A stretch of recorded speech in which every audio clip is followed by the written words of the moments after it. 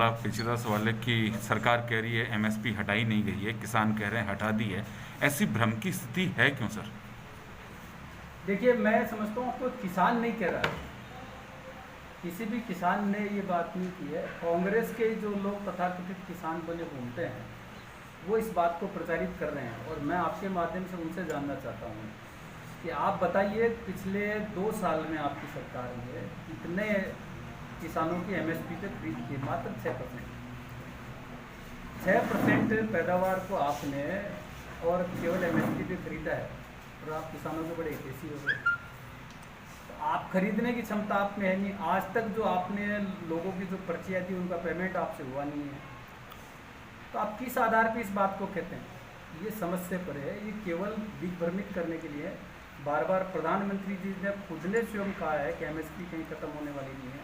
प्रधानमंत्री, आज मैंने आपके सामने मंडी के व्यापारियों के साथ बातचीत की है, उनकी समस्याओं को सुना, उनको उनके हिसाब से क्या उनके दिमाग में वो बातचीत की है।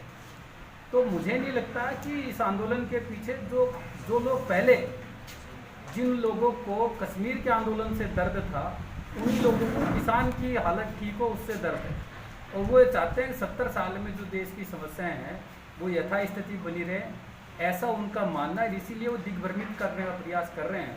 और मुझे लगता है कि मुझे बड़ी खुशी इस बात की कि मैं अभी जिन लोगों के बीच में बैठा हूँ उसमें किसान भी है, व्यापारी भी हैं।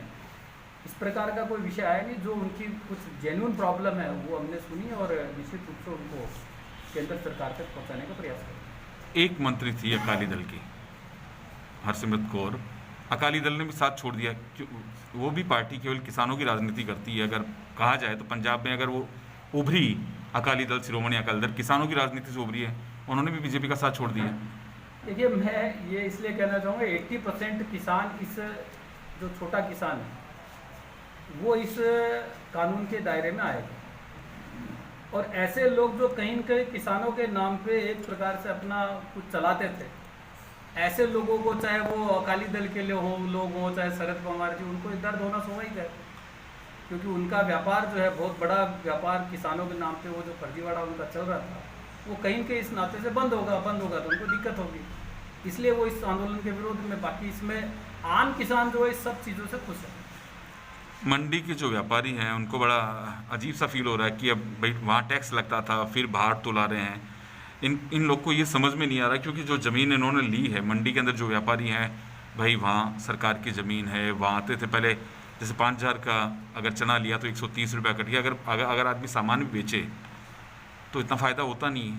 देखिए, इस सारी व्यवस्था में 2 चीज़ें महत्वपूर्ण हैं।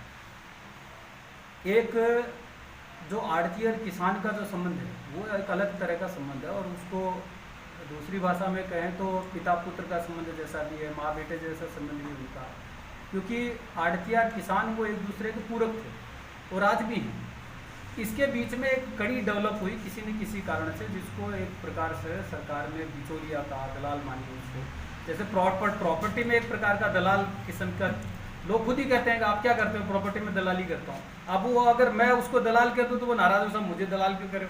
अरे भाई, आप करते ही हो। तो जो आड़त के और किसान के बीच में बिना कोई पैसा लगाए आदमी काम करता है, जस्ट लाइक दलाल। उन लोगों ने कहीं न कहीं किसान के साथ में, उस व्यापारी के साथ में को चोट करता है। तो उनके लिए कोई बात है तो उस पर कानून लगाया है।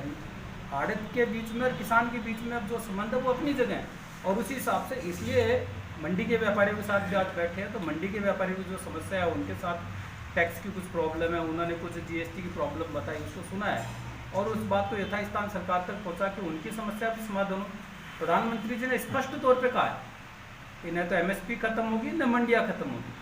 तो दोनों चीज़ों का डेवलपमेंट भी कैसे हो, किसान की आमदनी भी बढ़े और व्यापारी का भी ध्यान रखा जाए। ये दोनों काम, क्योंकि ये दोनों एक दूसरे के पहिए, उस दोनों पहियों को चलाने का काम सरकार का है, और सरकार इसको निश्चित रूप से ध्यान